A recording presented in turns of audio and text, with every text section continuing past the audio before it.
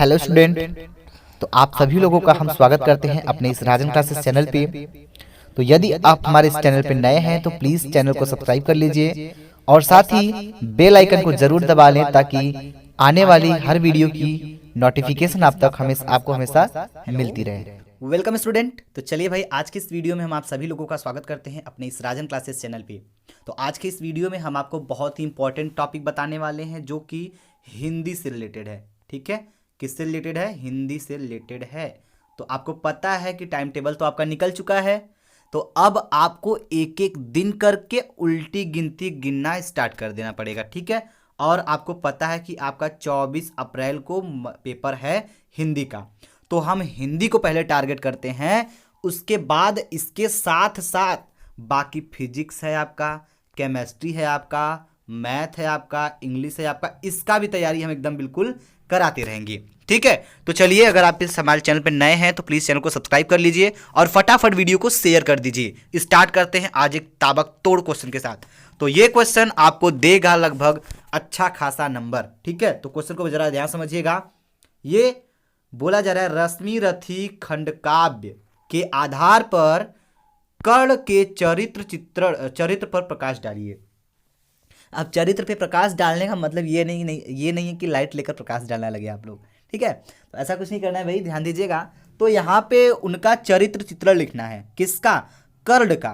तो सबसे पहले हम ये डिस्कस कर दे कि ये जो रश्मि रथी खंडकाव्य है ये किन किन जिला में पूछा जाता है, किन किन जिला वालों के लिए ये है। ठीक है, चलिए, तो हम आपको बता दें कि ये जो है रश्मि रथी खंडकाव्य ये वाराणसी, ठीक है, जो बनारस जिला से बिलोंग करते हैं, वाराणसी से, बुलंदशहर, मथुरा, मुजफ्फरनगर, फतेहपुर, उन्नाव, देवरिया जिलों के लोग। ठीक, ये सब जितने जिलों से बिलोंग करते हैं उनके लिए ये खंडकाव्य बहुत इंपॉर्टेंट है। ठीक है, तो इन जिलों में ये क्वेश्चन पूछा जाता है। तो ये क्वेश्चन कितने तरीके से पूछा जाता है जरा ध्यान दीजिएगा। तो ये आपको ये ऐसे भी पूछा जा सकता है, रश्मि रथी खंडकाव्य के प्रमुख पात्र की चारित्रिक विशेषताओं का वर्णन कीजिए, या फिर आपको इस तरह पूछा जाएगा, रश्मि रथी खंडकाव्य के आधार पर नायक का चरित्र चित्रण की विशेषताओं का उल्लेख कीजिए, या फिर लिखा जाएगा रश्मि रथी के कर्ण के व्यक्तित्व की उल्लेखनीय विशेषताओं का वर्णन कीजिए, या फिर आपको पूछा जाएगा रश्मि रथी खंडकाव्य के आधार पर प्रमुख पात्र कर्ण के चरित्र चित्रण का प्रमुख विशेषता लिखिए। ठीक है, या फिर बोला जाएगा रश्मि रथी खंडकाव्य के प्रमुख पात्र नायक कर्ण का चरित्र चित्रण। मतलब ये क्वेश्चन पूछा जाएगा, लेकिन ये कितने तरीके से पूछा जाएगा ये आप देख सकते हैं। और ये क्वेश्चन कितना इंपॉर्टेंट है ये आप यहां से अंदाजा लगा सकते हैं कितना इंपॉर्टेंट है। ये क्वेश्चन हर साल पूछा जाता है। ठीक है, हर साल पूछा जाता है, वो भी 100% चांस है, इसको नोट कर लीजिए, किसी ना किसी सेट में आएगा तय है। ठीक है, चलिए भाई, तो अब हम स्टार्ट करते हैं, ज़्यादा देर नहीं करते। तो इसमें क्या हेडिंग्स होंगे, क्या पॉइंट रखेंगे हम, जो मज़ा आएगा एग्जामिनर को पढ़ने में और आपको लिखने में मज़ा आएगा और इसका नंबर उठाने में और मज़ा आएगा। तो चलिए भाई, एकदम ध्यान समझिएगा। तो सबसे पहले इस क्वेश्चन को हम पढ़ेंगे, उसके बाद हम अपना पेन कॉपी उठाएंगे और हेडिंग डालेंगे बहुत ही सुंदर सा।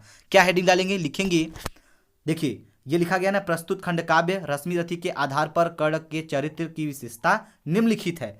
तो निम्नलिखित है, तो इसमें आपको कम से कम 4 या 5 पॉइंट या हेडिंग आपको बनाना होगा, जिसके अंतर्गत आपको उस क्वालिटी को दर्शाना होगा, तभी आपका ये नंबर और अच्छा उठेगा। ठीक है, तो ध्यान समझिएगा। जैसे अगर जो कर्ण थे उनकी एक बहुत ही अच्छी क्वालिटी थी, महान धनुर्धर। पहला हेडिंग ये लिख देंगे आप लोग, महान धनुर्धर लिख दिए, लेकिन आपको इस हेडिंग के अंतर्गत इस चीज को दिखाना होगा कि वो किस तरह से महान धनुर्धर थे। ठीक है, तो आप लिखेंगे क्या, कर्ण की माता कुंती, ठीक है, कर्ण की माता कुंती और पिता सूर्य थे। ध्यान दीजिएगा, पिता कौन थे? सूर्य थे। लोकलाज के भय से वो कुंती को अपने पुत्र को, जो कुंती के पुत्र थे, वो अपने पुत्र को क्या करती हैं, नदी में बहा देती हैं। तब एक सूत मतलब मल्लाह कहते हैं, ठीक है, जो भाई होता है मल्लाह सूत, ठीक है, उसका लालन पालन यानी पालन पोषण, उसका पालन पोषण करता है, बड़ा करता है, पाल पोष के, ठीक है, करता है। सूत के घर पल कर कर्ण महादानी एवं महान धनुर्धर बनता है। यानी कि जो कर्ण है वह एक सूत के घर पे पलता है, बढ़ता है, ठीक है, लेकिन वहां पर कर्ण एक महादानी बनता है और महान धनुर्धर बनता है, ठीक है। एक दिन अर्जुन रंगभूमि में अपनी बाण विद्या का प्रदर्शन कर रहा था, यानी कि जब ये कर्ण महान धनुर्धर बने थे, महान धनुर्धर हो गए थे, तो जो अर्जुन है वो अपने रंगभूमि में क्या कर रहा था भाई, अपनी बाण विद्या का प्रदर्शन कर रहा था। तभी वहां आए, कौन आए भाई, कर्ण। तभी वहां आकर कर्ण भी क्या किया, अपनी धनुर्विद्या का प्रभावपूर्ण प्रदर्शन किया, यानी वहां पे पहुंचकर जो कर्ण है वह अपनी धनुर्विद्या का प्रभावपूर्ण प्रदर्शन किया। कर्ण ने इस प्रभावपूर्ण प्रदर्शन को देखकर, जब कर्ण ने अपना ये प्रतिभा दिखाया धनुर्विद्या का, तो वहां पे जो द्रोणाचार्य थे एवं पांडव उदास हो गए।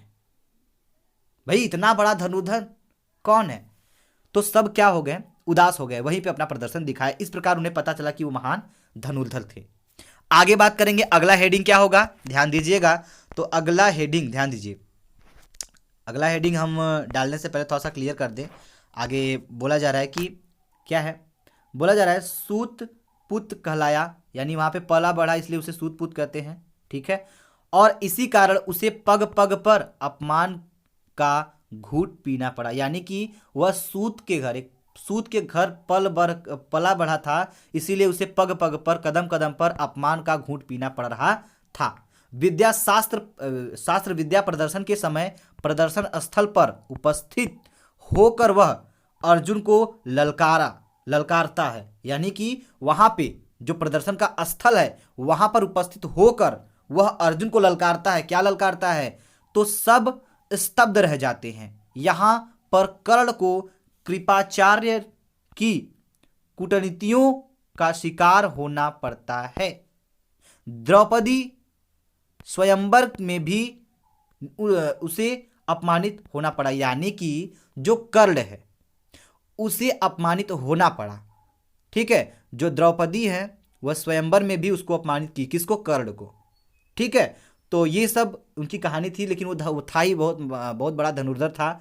उनके रंगभूमि के स्थल पर पहुंचकर उनको चुनौती देता है, अपने धनुर्विद्या का प्रदर्शन करता है, तो इस प्रकार यह सिद्ध होता है कि वह बहुत बड़ा धनुर्धर था। अगला हेडिंग डालेंगे आप लोग, क्या अगला हेडिंग आप डाल सकते हैं, सच्चा मित्र। बहुत यूनिक हेडिंग हम आपको बता रहे हैं भाई, जो आपको अच्छे से तैयार भी हो जाएगा और अट्रैक्टिव भी है। सच्चा मित्र, सच्चा मित्र यानी कर्ण की जो सच्ची मित्रता थी दुर्योधन के साथ, वो किस प्रकार थी, हमको इसके अंतर्गत समझना पड़ेगा। आइए थोड़ा ध्यान दीजिएगा। तो यहां बोला जा रहा है कि कर्ण दुर्योधन का सच्चा मित्र था। अब किस प्रकार था, दुर्योधन कर्ण की वीरता से प्रसन्न होकर उसे अंग देश का राजा बना दिया। दुर्योधन जो था वो कर्ण को क्या किया, उसके धनुर्विद्या को देखकर उसे अंग देश का राजा बना देता है। इस उपकार के बदले, ठीक है, भाव विभल कर्ण सदैव के लिए दुर्योधन का मित्र बन जाता है। यानी जब वो अंग देश का राजा बना दिया तो कर्ण क्या है, उसके इस उपकार के बदले वह हमेशा के लिए क्या हो गया, दुर्योधन का मित्र बन जाता है। वह श्री कृष्ण और कुंती के प्रलोभनों को ठुकरा देता है। इतनी बड़ी मित्रता हो जाती है उसकी दुर्योधन से कि श्री कृष्ण और कुंती के प्रलोभनों को भी ठुकरा देता है।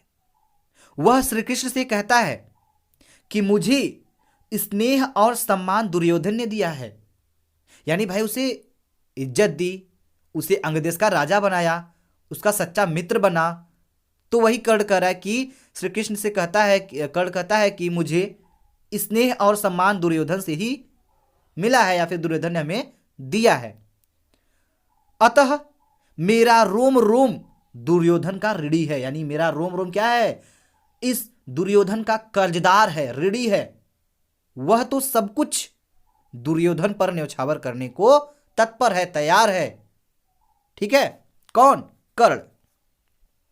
तो ये हुई इनकी सच्ची मित्रता, समझ में आ गई।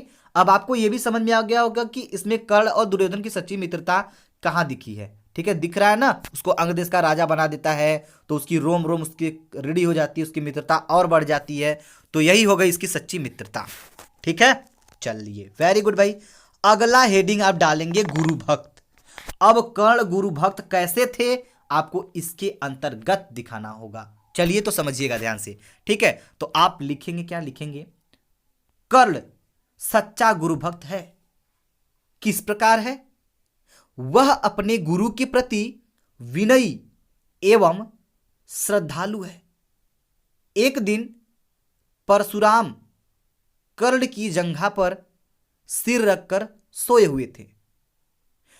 तभी एक कीट कर्ण की जंघा में घुस जाता है। यानी कि कर्ण के जंघा पर परशुराम जी अपना सर रखकर सोए हुए हैं, तभी एक कीट जो होता है वो कर्ण के जंघा में घुस जाता है। रक्त की धारा बहने लगती है। वह चुपचाप पीड़ा को सहता है। वह पीड़ा को सह क्यों रहा है, वह पीड़ा को सह इसलिए रहा है क्योंकि वो गुरु भक्त है। गुरु उसके सो रहे हैं, उनकी निद्रा क्या हो जाए, टूट न जाए, इसलिए वह चुपचाप उस कीड़े के घुसने से जो दर्द मिल रहा है, जो पीड़ा मिल रही है, उसे सहन करते हैं। ठीक है, क्योंकि पैर अगर उसका हिलेगा कर्ण का तो गुरु की नींद खुल जाएगी, खुल सकती थी, लेकिन आंखें खुलने पर वह गुरु को अपने बारे में सब कुछ बता देता है। गुरु क्रोधित होकर उसे आश्रम से निकाल देते हैं। यानी कि जब वो बताता है कि हे प्रभु, आप जब सो रहे थे तो एक कीट मेरे जंघा में घुस गया था, ये सब कुछ बताते हैं, तो वो क्या करते हैं, वो क्रोधित हो जाते हैं। गुरु क्रोधित होकर उसे आश्रम से निकाल देते हैं, लेकिन वह अपनी विनय नहीं छोड़ता और गुरु के चरणों को स्पर्श करता है, वहां से चला जाता है, उनके परित्याग को अपना आशीर्वाद समझता है और वहां से उनके चरण को स्पर्श करके वहां से चल देता है। अब आई बात महादानी की, दानवीरता की कह सकते हैं यहाँ पे, कर्ण की। देखिए यहाँ पे दो हेडिंग डाल सकते हैं आप लोग। यहाँ पे हेडिंग या तो महादानी डाल देंगे या तो लिखेंगे दान की कर्ण की दानवीरता। ये दोनों हेडिंग यहाँ पे बहुत ही सुटेबल है। तो चलिए समझिए क्या लिखना होगा, किस प्रकार ठीक है, किस प्रकार कर्ण महादानी थे, ये आपको दिखाना होगा। तो दिखाएंगे कैसे, लिखेंगे कर्ण महादानी है, प्रतिदिन प्रातःकाल संध्या वंदना करने के बाद वह याचकों को दान देता है। याचकों मतलब भिखारियों को दान देता है। कौन, कर्ण। उसके द्वार से कभी कोई याचक, कोई भिखारी खाली नहीं लौटा। कर्ण की दानशीलता का वर्णन कवि ने कुछ इस प्रकार किया है। क्या किया है भाई, नीचे समझेंगे। रवि पूजन के समय सामने जो भी याचक आता था, मुंह मांगा वह दान कर्ण से अनायास ही पाता था। तो रवि पूजन मतलब सूर्य के पूजन के समय, यानी सुबह का प्रातः काल में जो भी याचक, जो भिखारी उनके सामने आता था, मुंह मांगा वह दान कर्ण से पाया से अनायास ही पाता था। यानी कि मुंह मांगा कर्ण से वो क्या पाता था, दान पाता था, अनायास पाता था। तो बस यही है, जैसे इनकी दानवीरता इसमें क्या है, इसमें की महादानी दिख रही है। और हम कह सकते हैं कि जब इंद्र ने छल करने आया था उनका कुंडल और कवच लेने, तो वहीं पे उन्होंने दान कर दिया था।